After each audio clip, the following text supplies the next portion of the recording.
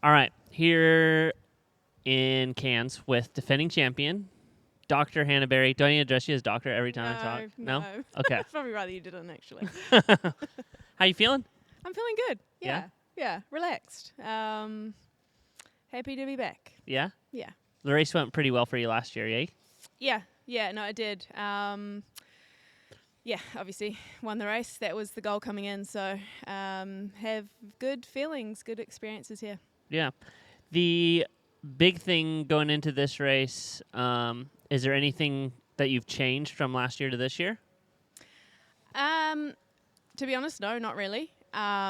It's just been another year of work of training just consistent building on week on week, month on month.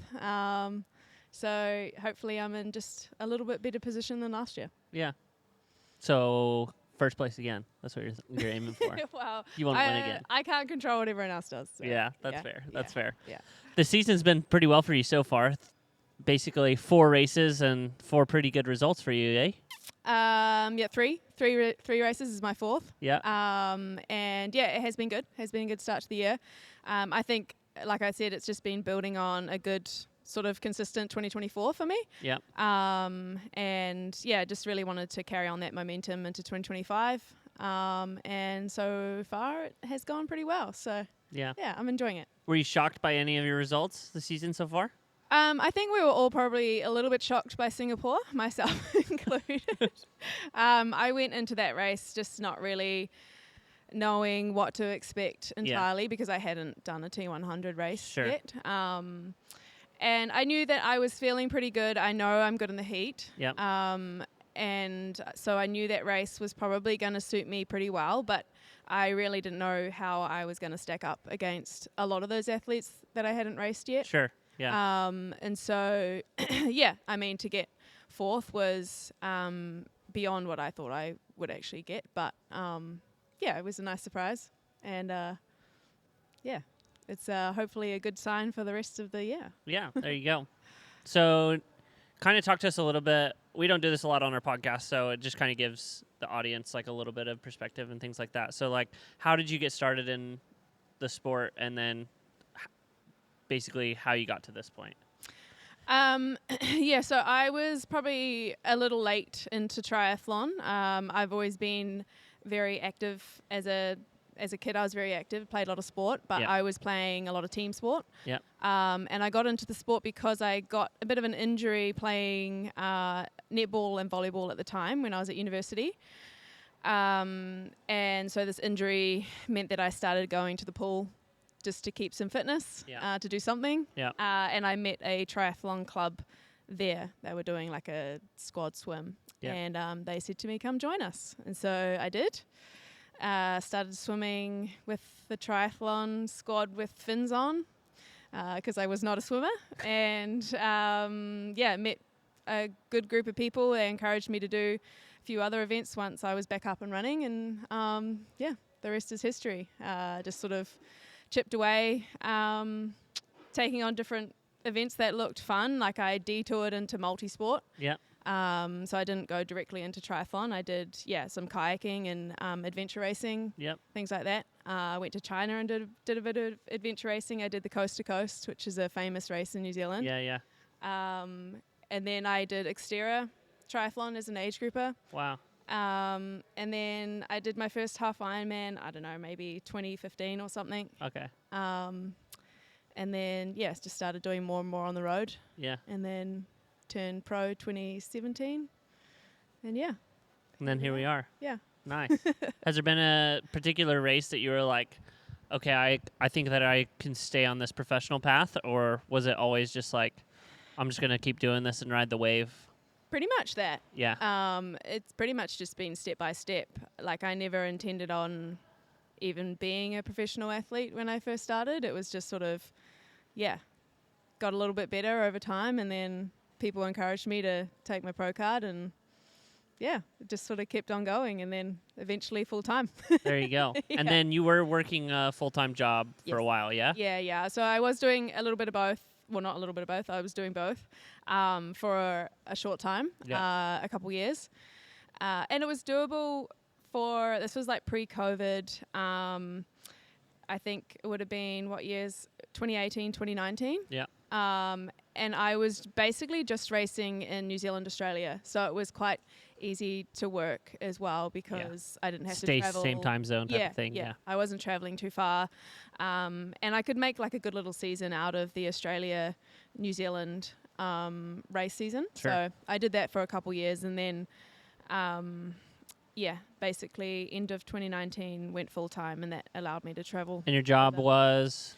I was a postdoc researcher for a university in New Zealand. What does that mean? So I was working in the university purely as a researcher. Okay. And yeah. Nice. And then basically you'd had enough good results that you were just like, nah, I'll just leave this behind and just take the triathlon paychecks. Yeah. Well, the big bucks. Big bucks. No, I mean, it was a hard decision to leave my job because I was really enjoying it, but it was kind of like one of those things. It's like we can only do the sport for a certain amount of time, so why not just give it a good crack? Sure. And then I can always go back to working or whatever I want to do post-athletic career. Yeah. Sweet. And then obviously all the consistency last year led you to getting a T100 contract for this year. Had a good result in Singapore, and then the rest of the season after CAIRNS? Yeah. So I'll go back to T100 racing for a bit. Head over to Europe. Well, actually, straight after CAIRNS, I head back to Noosa, which is where I've come from. Do a few more weeks of training there, and then I'll head to Europe. I'll do the T100 London, France, and Spain. And then as long as I get my Kona slot here in CAIRNS, then I will head to Kona. That. Nice. That's a good schedule to have. Yeah. It'll be full on, but it'll be good. It's a lot of racing. So that'd be like, what, close to 10 races this year for you? Oh, really? Maybe a bit more. Pretty close. It'd be getting close to that. Yeah. Sweet. Yeah.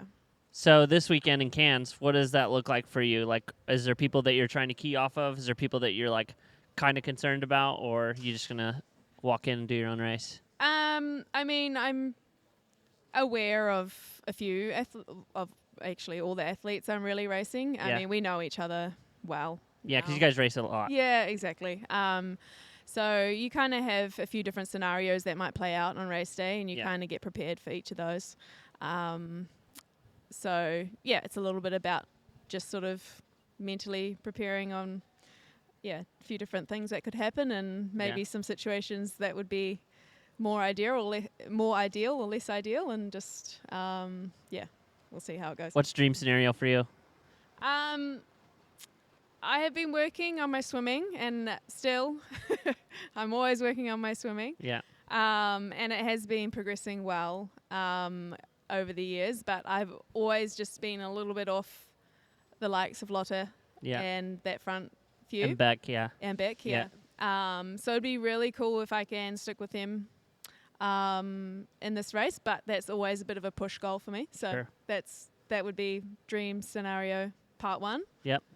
Then on the bike, I mean, I like to just largely do my own thing on the bike. Sure. Getting rid of some athletes would obviously be ideal, but not sure if that's possible or not. And trying to catch the front of the race, I guess. Yeah, and if I'm not at the front of the race, definitely trying to catch the front of the race. And then on the run, I'd like to beat my last year's run time. I'd like to get, ideally under the 3-hour marathon. Yeah. But haven't done that yet, so this is another opportunity to give that a go. There you go. Yeah. There you go. Yeah. Is there anything equipment-wise that you're using this year that you didn't use last year that you're like, oh, this will be good? Help me out. I have definitely made changes, like a new suit, just a few new pieces of equipment, especially on the bike. I did aero testing at the Velodrome in New Zealand before the race last year. Yeah. And I just did it a few weeks ago. Yeah. And my setup has improved quite a bit from last year. Okay. How many watts? Oh gosh, now you're testing me. I actually can't remember. Oh, that's good. Sorry, I can't remember. But we did see some good gains between the 2 years. So that's good. Yeah. If power can improve, then hopefully it'll be And then shoes? same shoes. Same shoes. Yep. Just the Essex Meta Speeds. Nice. I like them. Nice. So stick with what I like. Superstitious. Well, it's not exactly the same shoes. They're new shoes. I haven't kept the same pair since last year. That's good. That's good. So, looking through the end of the season, obviously hoping to get a Kona slot here. If you don't get it, are you going to go chase one so then you can race, or is that a dangerous game to start playing? Yeah, I haven't even thought about it. Yeah. Ideally, that's not even something I need to consider. No So scenario. we'll worry about that if Yeah. it happens. Yeah. Yeah. Fair. And then T100, obviously after that, and then looking forward to like next year. Obviously, the race is going to come back to men and women both being in Kona same day. Any feelings, opinions about that? I mean, ultimately, I think it's great to have the men and women together. Yep, 100%. As long as they can make the women's race fair. Yeah. Yeah. That's my sort of opinion on it. I mean, other than that, I don't have really strong opinions. Like I do. You're just saying with like gaps. With gaps, making sure that the men don't affect our race. Yeah, too much. both on either side, the age group and the pro. Yeah, exactly. Yeah, and hopefully, I mean, that should be for every race. Hopefully, even at this race on Sunday, we don't see too much of that. Did you watch Eagle Man? Did you see? Yeah, I did. Yeah. It's terrible. Pretty bad. Yeah, it was pretty bad. But it's a factor probably more than what we talk about in racing, I think. Yeah. But it is really hard. It's a hard problem to solve. When Ironman do have limitations on how long they can have roads open for example. Yep. Yeah, so I don't know. I mean, but at a World Championships, I think it's especially important to have a fair race. So Yeah. Yeah. You can put your professional research to work and send them some ideas. yeah, not quite the area that I work on, but That's good. That's good. So, any predictions for Kona? oh, gosh. It's a long way to look. Yeah.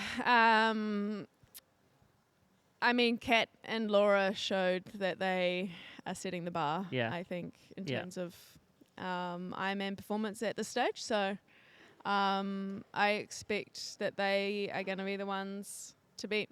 We'll see. Yeah. We'll see who else. I mean, obviously, you've got Lucy, Chelsea, who could be up there too. But I think that the battle between those two at Hamburg was... You've raced Kona before, yeah?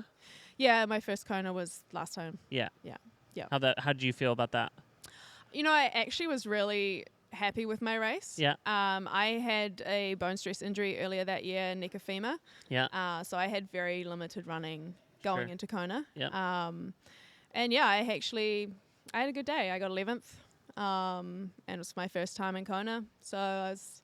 Learning pretty stoked. experience. Yeah. Considering the limited running going in, I was happy with that. So the heat suits me. Yeah. So I'm excited. You know, I really want to give Kona a good crack this year. Yeah. I think going into World Champs last year, because I did the Pro Series, I was actually pretty tired going into Nice. Just like the 3 Ironmans in 6 months was a lot for me. So it'd be quite cool to get the Kona spot here in Cairns, and then you'll only have one full on your body. Yeah. So that would be cool to go into Kona. Practically relaxed, just been sitting on the couch. Yeah. That's good. Any predictions for this weekend? T100 Vancouver? Again, probably haven't thought about it enough. You're not racing, so you're like me. Yeah, I'm not racing. No one I need to Have worry fun, about. guys. Yeah. No, just I think, obviously Taylor. Is Kate Woff racing? No, she's not racing that one. Yeah, just the usual. Taylor, Lucy. Yeah. Yeah, top end. Yeah. It should be good to watch. Well, it would be good to watch, but I won't. It's going on at the same time as exactly. the race here, yeah? Yeah, so I'm not watching it, but Yeah. I will watch it back later. Yeah. Yeah. That'd be good. Yeah. Cool. Well, good luck this weekend. Is there any way that we can follow? You're not doing YouTube or anything, right? Nope. No. Just your Instagram. Just Instagram. Yeah. Yeah. Yeah. Cool. Yeah. Well, thanks, Yeah. Anna. Appreciate it. Yeah, no worries. Cool.